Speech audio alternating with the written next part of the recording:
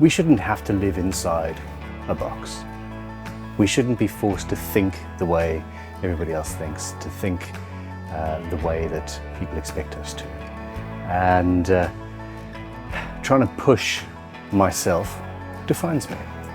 You guys define me, and oftentimes I'll get comments that derail my thought processes and put me on a new journey of discovery. And that is what happened at the last minute of the hand tool build. Castle Bayonet _music has a 12-string guitar made by a luthier called Nikos Apollonio. And Nikos builds acoustic instruments, very good looking, well-made instruments, with sliding saddles. Burn it.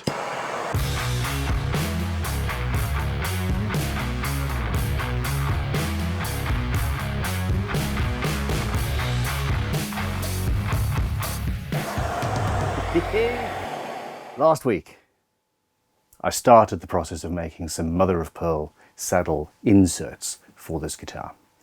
All of that out the window. We've got another idea. It's going to be fun.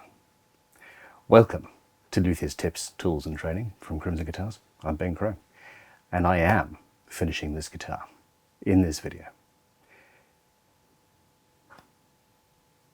Here is the bridge as we left it. A traditional luthier will put a slightly angled slot in, a piece of bone 2.5, 3 millimeters wide, and they will carve the intonation points in there. But that is set based on the string gauge that you want to use, and it's not fun to change. I am not sure what string gauge is going to work with this instrument. Hell, I am quite tempted to try it with nylon strings and see what happens. Now, if you think about it, jazz guitars have got a whole bridge system that's held on just with the tension of the strings. Beautiful. Why not? It works for a jazz guitar. Why shouldn't it work for this?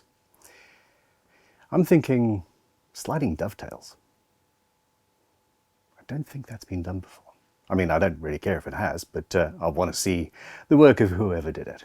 So my thought is to create 6 individual sliding dovetail female sections, I suppose, in the bridge.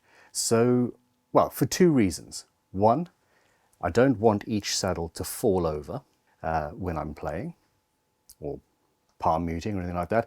And also, when you're changing strings, you don't want them to just drop out. You want things to be easy, at least easy for the end user, who in this case is me, but still.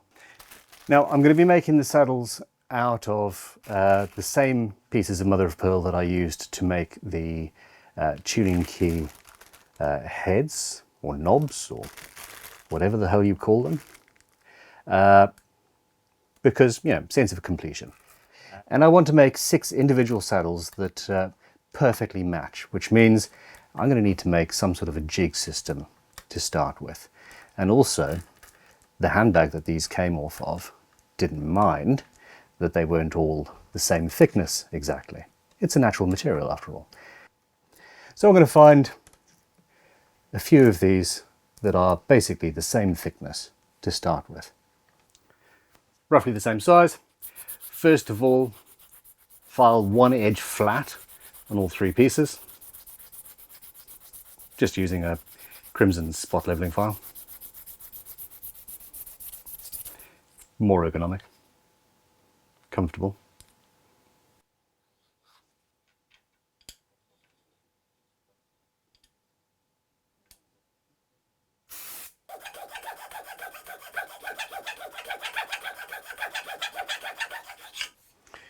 Okay, palette knife and just brute force should pop them off. If not, I could use a hot air gun and warm the glue up, or even acetone. There we go. Maybe I put a little bit too much glue. Now, if these were any thinner, I would worry about this process and I would use a chemical process. I'm going to go and find that one now. Okay, now the excess glue that I've just stuck this down with, that just chisels straight off. It is a nice hard surface. The glue is not penetrated in any way, so I can just carefully scrape that off with this giant chisel. Basically, I want to flatten off that section, square that off, and have from the bridge pins the string come up and then shoot off this front edge. So I'm going to square those edges off inside one of these first, or two of these actually, because we should be able to get every single saddle out of just two. I think.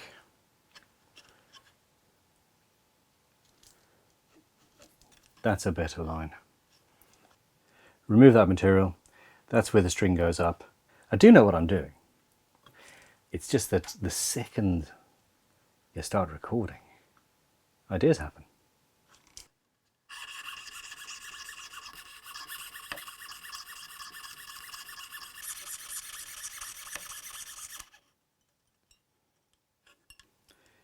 What I need is a little template that's going to hold this section of material slightly proud so that I can file that edge to the same height every time, and also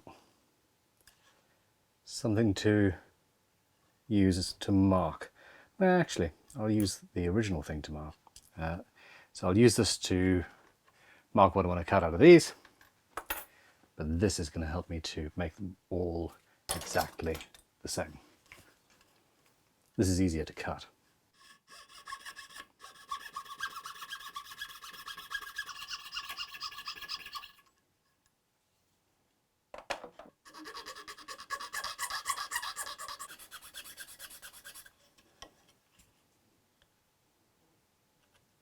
This is going to come in very useful. Sort of mini production line. Make life easier.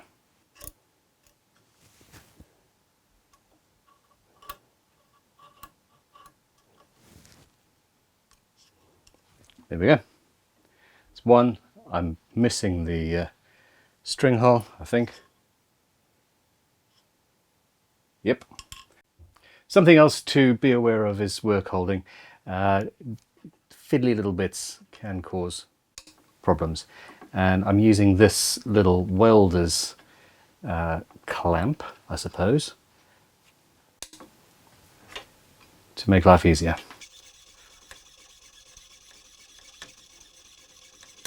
Broke the blade. Of course I broke the blade. I was filming, and I broke the blade and I was filming, and it happened on camera. I am now going to make 4.5 of these. 5.5? 4.5 of these. I can count. Well done. Well, stage one.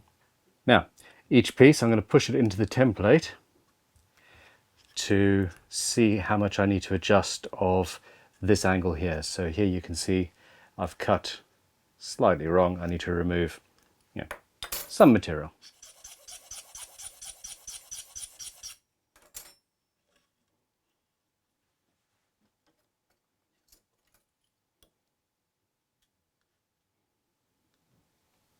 Almost there.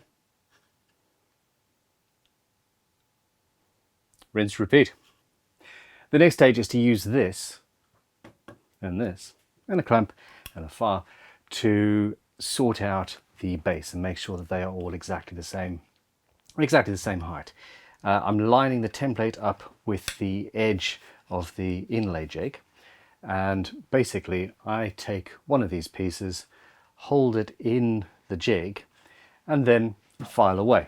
When I file enough of the mother of pearl away to hit the side of the jig, I can audibly hear that I've reached the point at which I want to stop.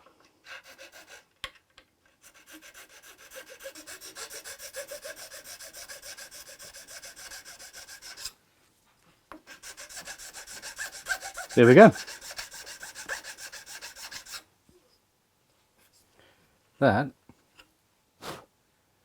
is where I need it to be. I'm on the fourth one and I've finally figured out the best technique. Just the way.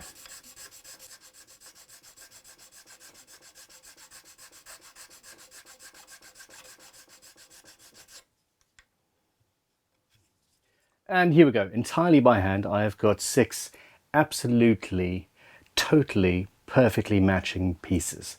You could use this as well, or this process, for creating inlays, where you've got a multi-piece inlay that you need, where you need all of them to be the same. I mean, people used to make watches by hand that kept time perfectly with minuscule gears, etc., and all of that was done by hand. So there is no reason why this shouldn't be something that guitar makers can achieve. The next stage is going to be creating a dovetail along the bottom section of each one of these pieces. And again, I'm going to use this tiny little piece of Padook. Yeah, I'll show you how.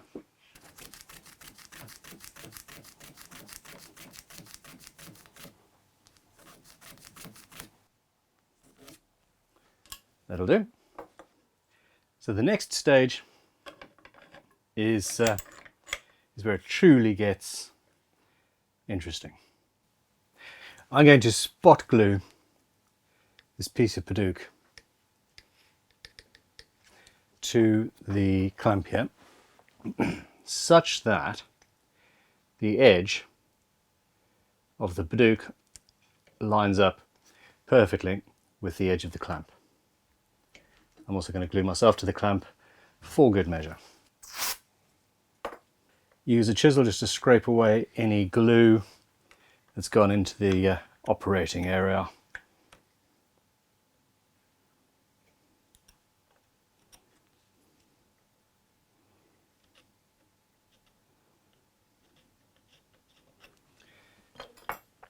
And the Padook is thinner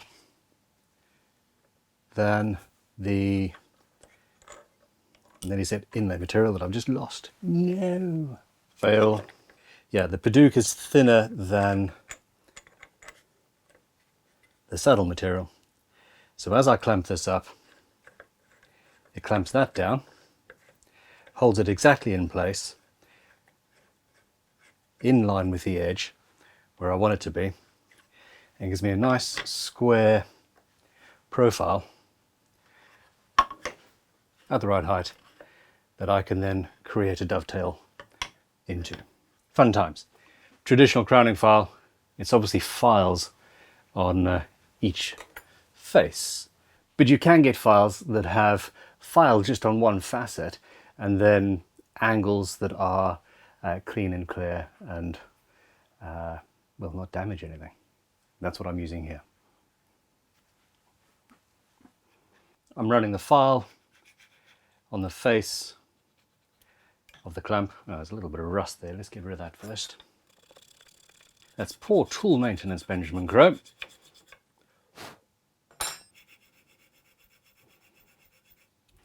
And then you just flip it over, do the other side, and we have a sliding dovetail. Well, we have a dovetail. We still need to make the sliding section.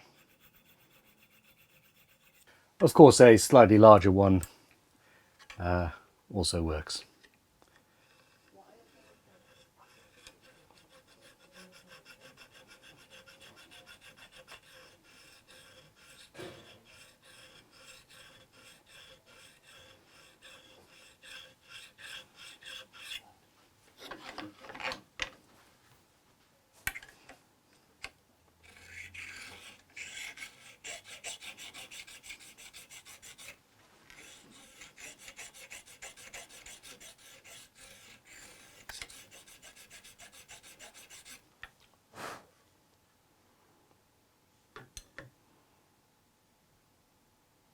Isn't that great?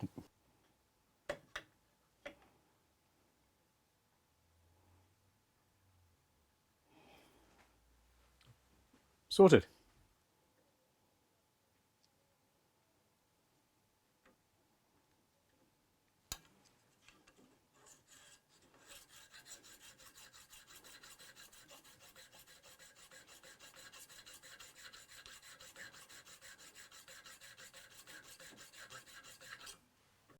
And the sun's come out at exactly the right time.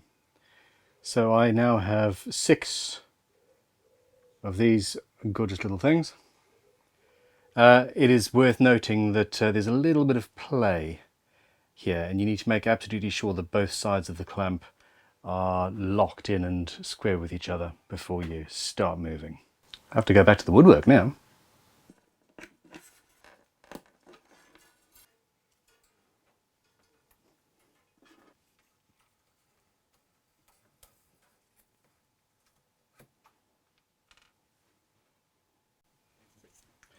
Now, I want this to be a blind sliding dovetail.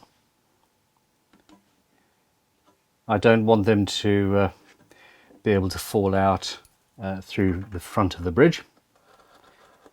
So I'm just marking the center of the joint along the travel of the string for starters.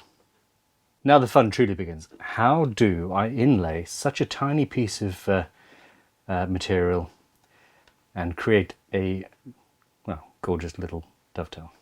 Basically, I now need to, with a scalpel, create a channel wide enough at the top for the top of the dovetail, and we'll go in afterwards to create the shelf, I suppose.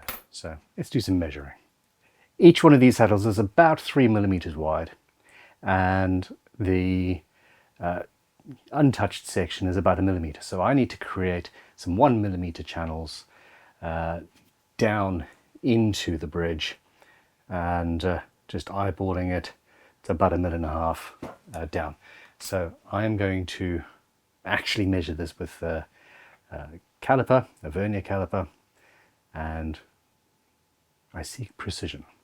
Let's do this properly, but start a 1 millimeter cavity.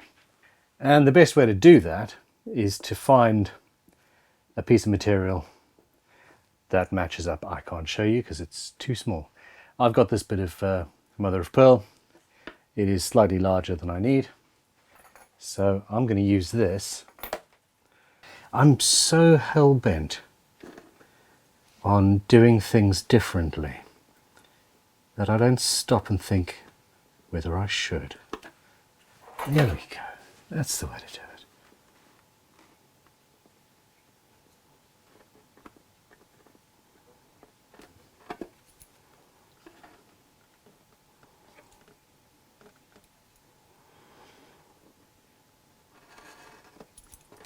Yeah. I also haven't quite figured out how close to the front of the bridge I need to be.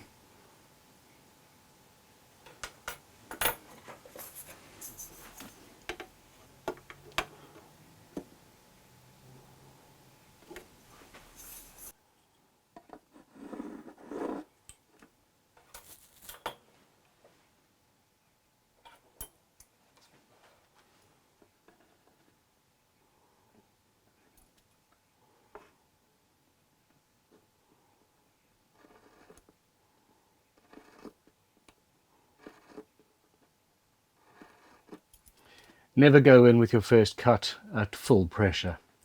Mark it, score it, and then slowly and carefully make it deeper.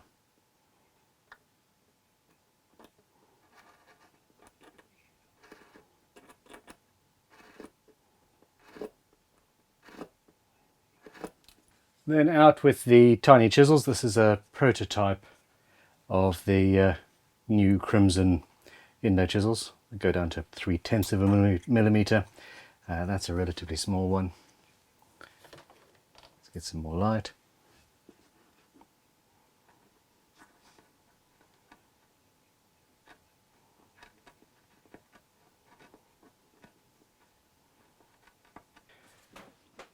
Before I go any further though, I need a depth stop. Oh, let's move the whole guitar. I'm going to use this ruler. You don't actually need to know the measurement. You just need to have a physical thing, i.e. a story stick, to tell you. Yes, I'm aware I'm using the the actual guitar as a workbench. Forgive me.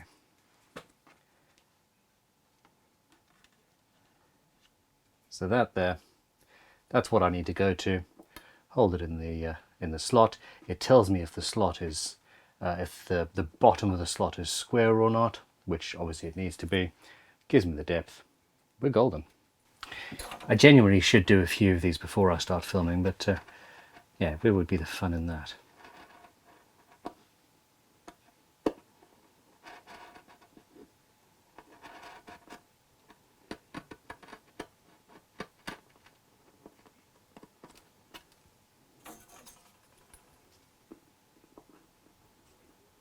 Quite a way away. This bridge is very soft material. Now, this dovetail would not hold anything if there was actual upward pressure. If this was being pulled up in any way, it would just run through. But this is not a structural dovetail necessarily. It is here to hold the piece in the rare moments when the strings are off the guitar, and to keep it aligned where we want it when you're changing strings. With this last pass, I'm going in flat.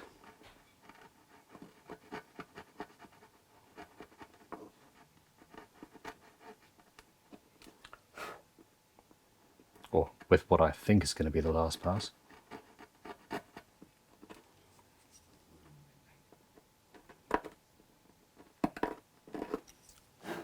There are several different ways that I could create the dovetail, and I had considered scraping, I had considered going in with a chisel. The easiest is probably to start at least with the same file that I used to create the opposite partner. Let's see what that does. The hope is that going in with the file, resting the safe edge against the bottom of the cavity, will give me the correct angle to start with, and I can then follow that in with a chisel or a knife.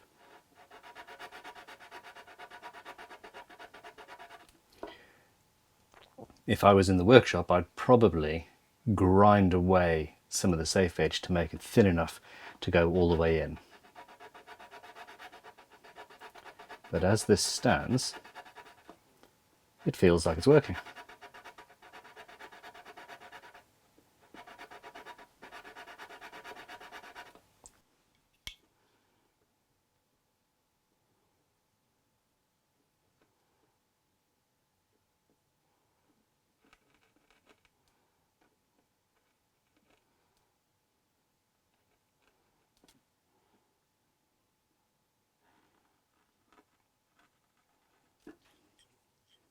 Oh, that's the way.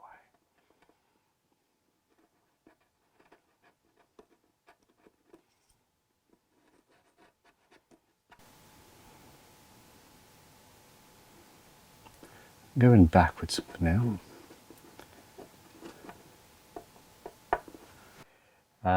The top of it here is binding. The channel is right, but it's a little bit too chunky up at the front.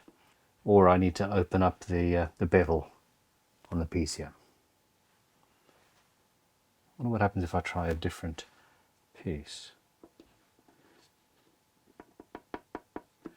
Yeah, same sort of thing. This is so fun. So with this one, I'm going to customize it slightly. I'm going to change the bevel just by hand with the file. Basically, open up the top section.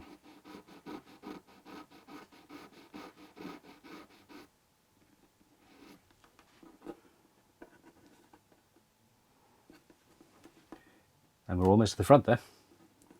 This is the way. Whew. Oh yeah. And there we have it.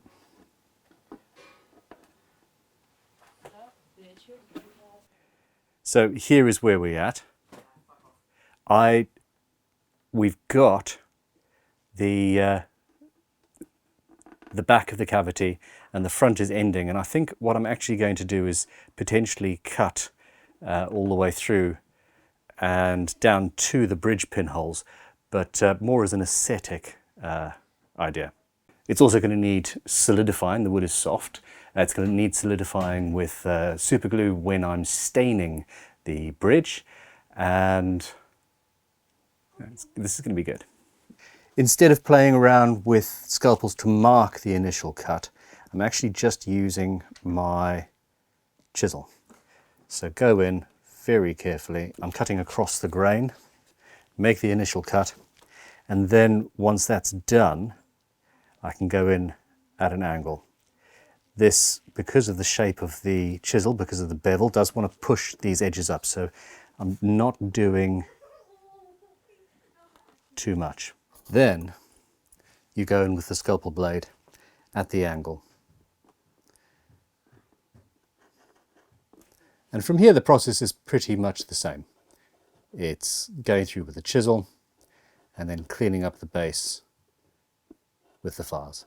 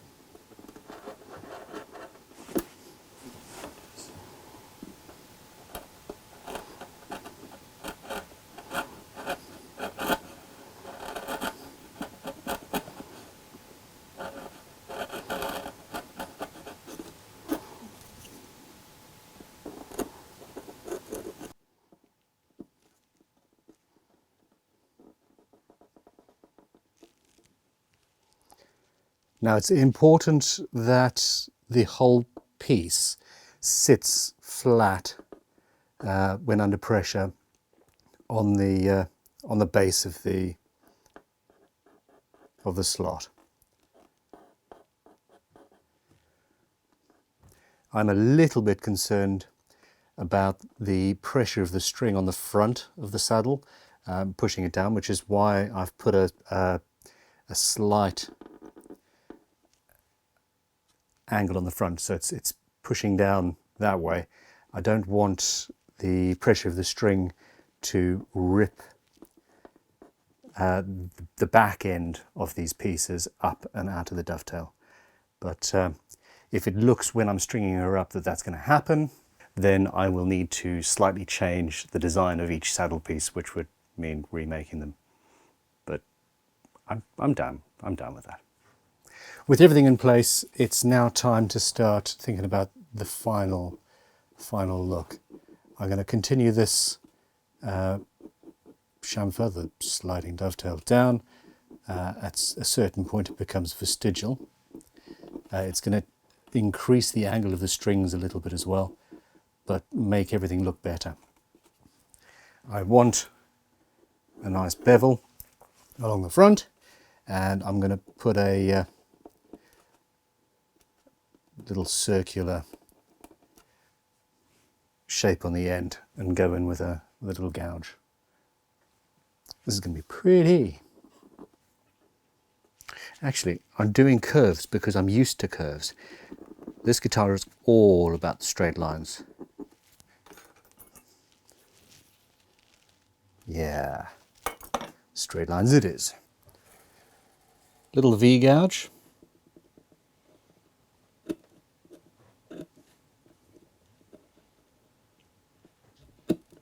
Just to make that a little bit more elegant.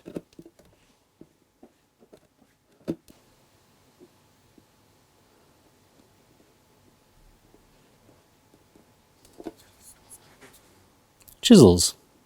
Chisels are greater. I love a nice sharp chisel.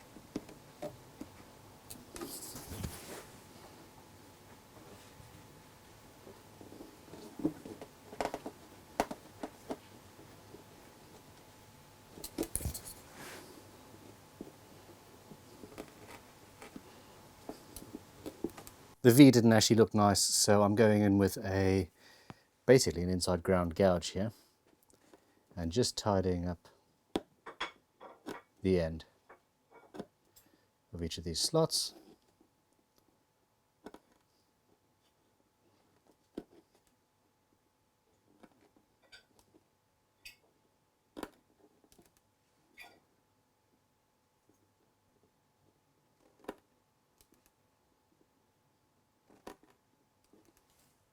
Yeah, that looks better.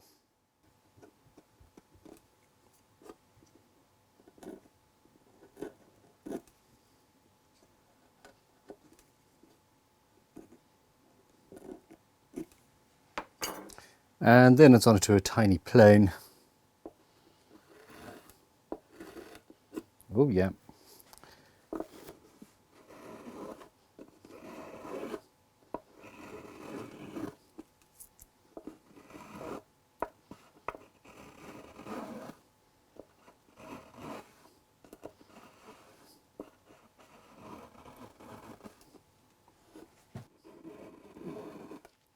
None of this is really strictly necessary, but I am having fun and learning things, which is the point.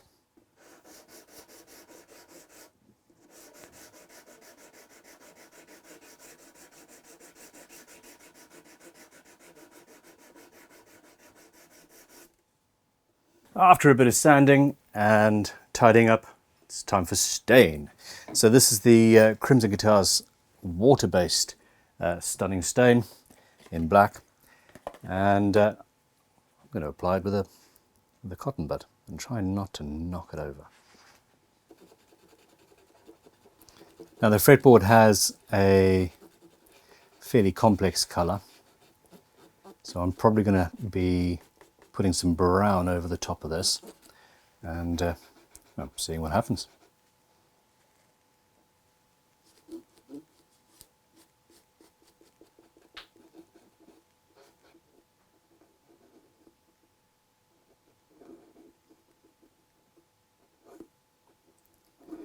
This will have to dry for a little bit.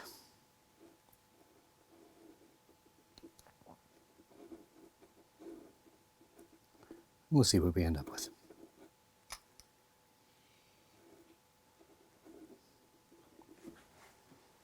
The plan is to use super glue to enhance the strength.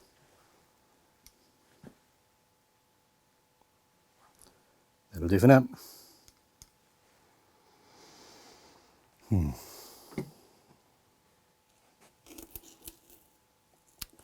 Or will it? I need to do the edges. I'm going to need to do these very carefully.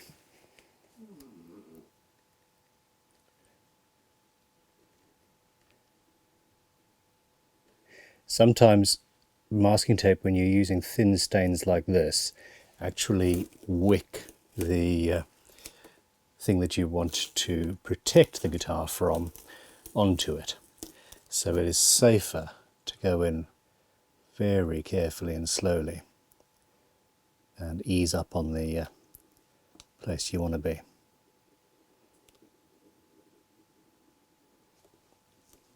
Like so.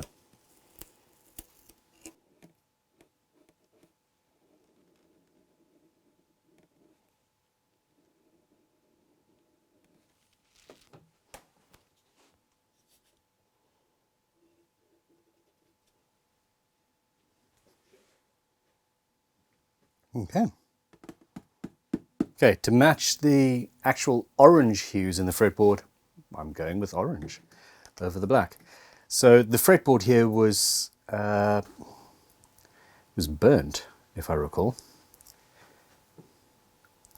to get this effect, and I could not do that with a bridge because I didn't really know what the plan was shape-wise, etc. And I'm not trying to be too over the top on this. I don't want it over the whole bridge. And being a water-based stain, I can go in with a bit of water on some tissue and even the whole thing out.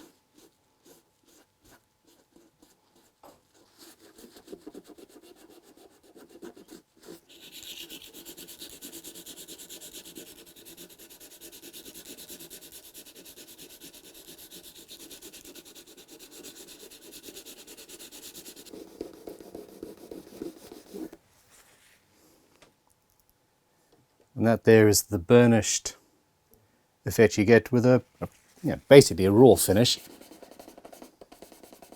stain and a little bit of paper and some sandpaper.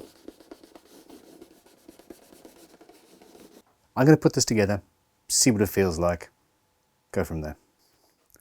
Penetrating guitar finishing oil. The guitar finishing oil also acts as a bit of a hardener, so forget it. We're just going at it. I am very, very happy with how this is turning out, and it's swiftly occurring to me that it's about to be strung up.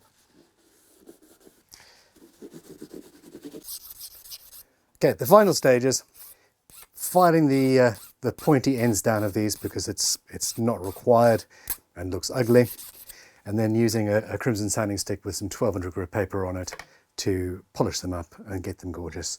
And then we're going to string up.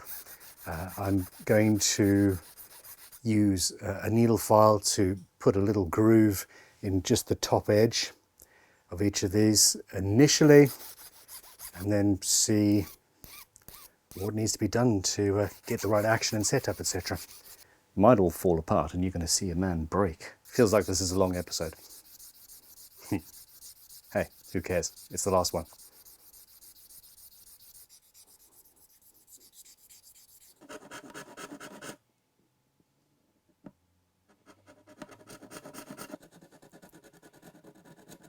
That one's a little bit fiddly. I might need to make that one again eventually. Let's see. A bit wobbly.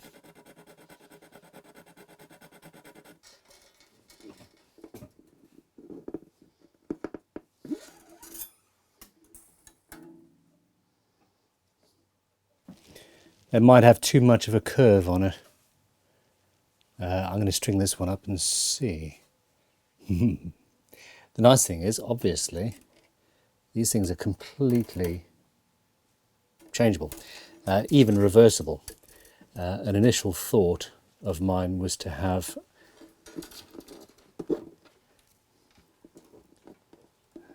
these this way, potentially, but doesn't feel right. And I fixed that wobbly one. I'd transposed a few in the wrong places. Okay, I'm not trying to find things to do, honest.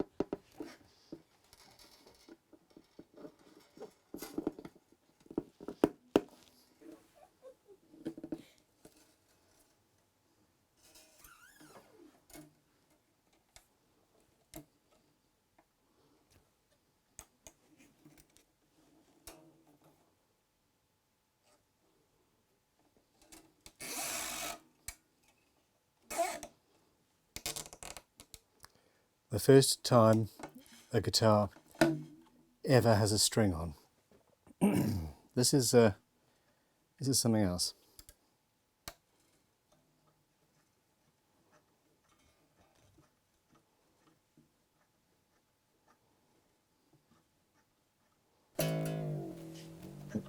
I had a note there. The saddle has not moved in any way. although the circle is causing an issue. So where the intonation point is further back than I want it, I'm going to be filing that away shortly. But for now, let's put a bit more, this is a moment, I'm having a moment. You can see where the string is launching off the further back into the saddle than I would like. So let's change that.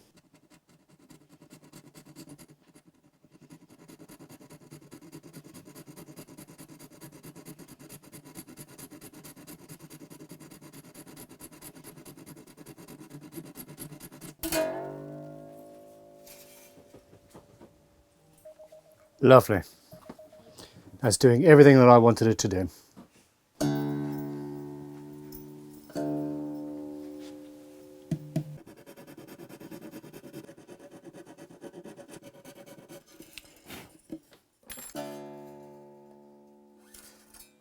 I'm initially tuning it up a step down because I don't know how this is going to react.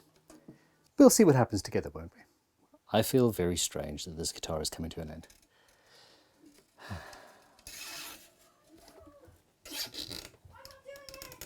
I'm obviously also working from home and have children running around like loons, but hey, they take after me, so what can you do?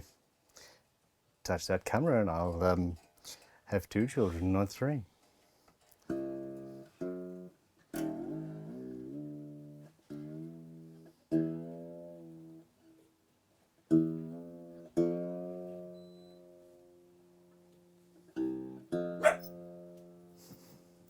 And dogs.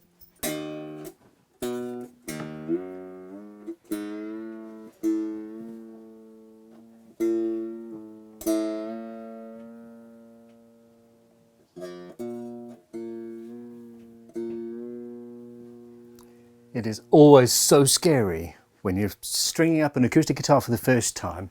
It's the ball end is settling in underneath the bridge pins, the string is stretching, and you think every time that the whole thing is imploding or exploding or some strange unnatural combination of the both.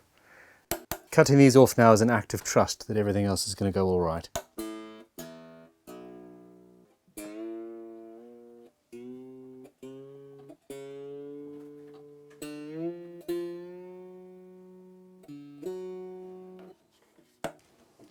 So I wrap the string around the shaft, hold it tight, and then push the end through the hole afterwards.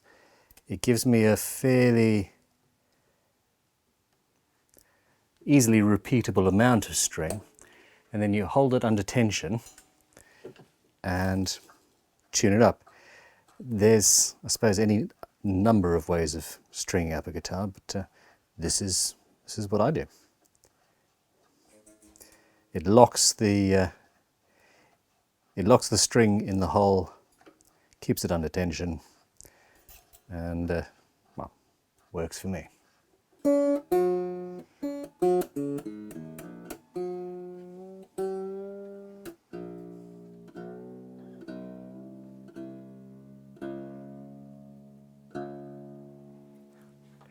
I mean, technically the guitar's finished. She's strung up, not to tune yet, but I have a feeling, touch wood, that it's all going to be okay. I sincerely hope that the insanity of this build hasn't driven you as crazy as it has me. I have not been stringing you along on purpose. Life has been complicated and complex.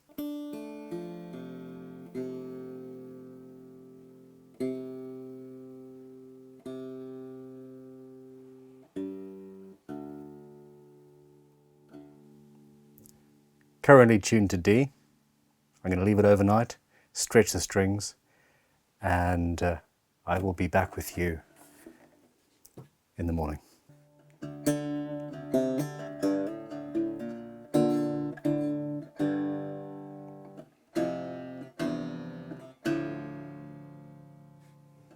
the nut is too high, the action is actually surprisingly good. I'm calling it. I've just finished the hand tool build.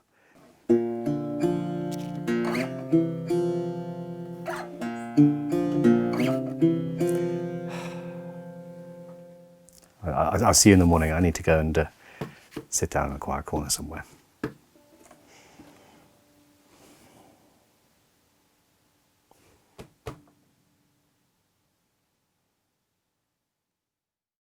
I cannot tell you how freaking excited I am.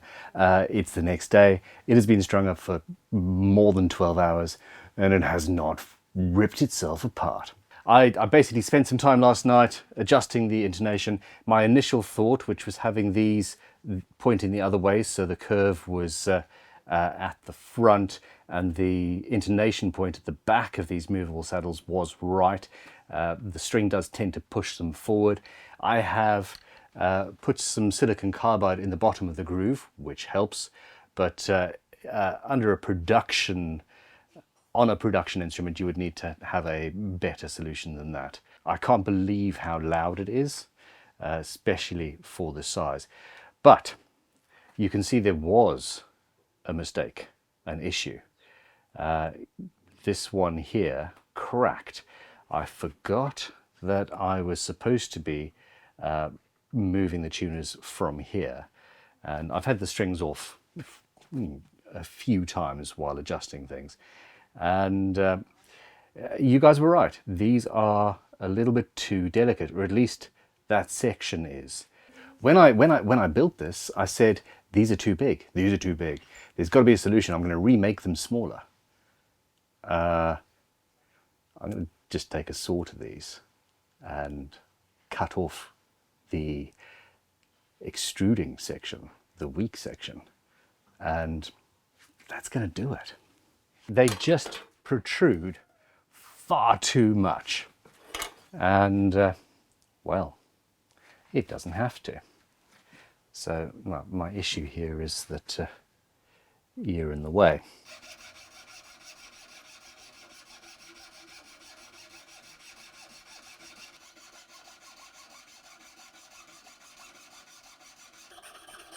I haven't taken a saw to a basically finished guitar, that I've built at least, in years.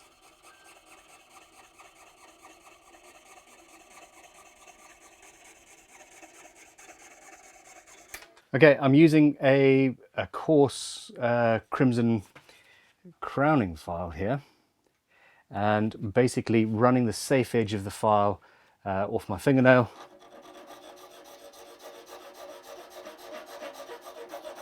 And just rounding these edges over, making it tidy. Onto a sanding stick with some 1200 grit paper just for a final polish.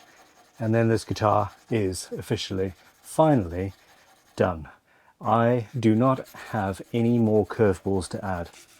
I love mother of pearl as a material. I really do. And we're done. And I'm happy. I'm in love. This guitar has taken so much of my life, so much energy, and it's ended up being somewhat of a white whale for me. I don't know what the problem was. I just couldn't finish it. There's so much else going on. And even here, right at the end, things like putting in the saddle that I thought would take just, not even a full day, ended up being 2 or 3 or more. I get such a massive rush out of the process, far more of a rush than I get from actually having the thing that I've made. Are you like that too? Design elements from Baroque instruments, construction techniques from Baroque instruments, the bending of the sides rather than just jointing them, the whole shape obviously taken from an initial concept, the Martin backpacker, but pushed out to the nth degree. I really love that volute. I really, really love that volute. The tuners, they now look like I had hoped that they would. You all know my personal life has changed, the divorce situation, all that. I've now got my children for 1 week, 1 week on, 1 week off, basically. And I'm working from home exclusively when they are here, especially during the summer holidays. And having this workshop here means I'm spending time working, but also so much more time with them than I ever have before. And it's just incredible. Thank you for watching. Click like, subscribe if you have not yet. Share this with your friends, it really helps. And watch this space, because we've got some other massive projects in the offing, none of which that are going to take this long. Thanks for watching. Let's play. Yes, I don't have strap buttons on here yet, which is fine. I'm also not currently mic'd up properly, or actually, nor actually do I have the angle right. But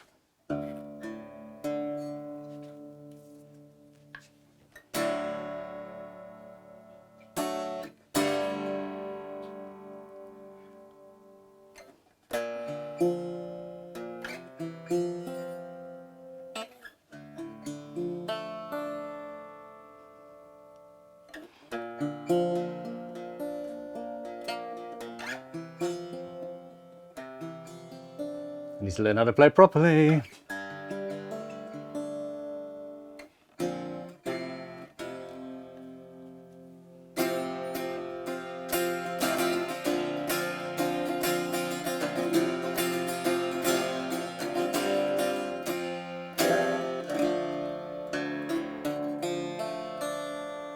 It is surprisingly loud, like genuinely can't believe how loud this is for such a small body. This is one of the reasons why I was worried about it imploding or ripping itself apart. It was made very thin on purpose.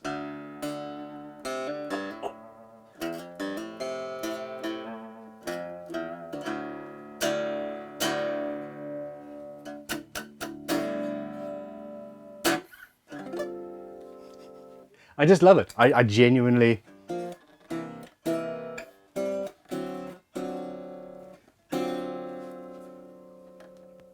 I love it. We're going to film a proper demo of this instrument once the strings have bedded in, and once Charles, our resident guitarist, is in-house. That will probably be going up on the new channel, which is yet to be announced. But yeah, watch this space. Catch you on the flip side. Goodbye.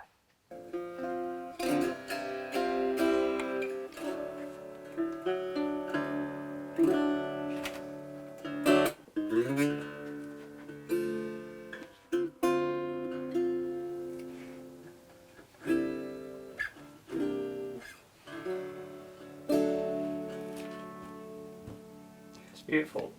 Pretty damn good. I'm amazed. Well, no, I always knew it was going to be amazing.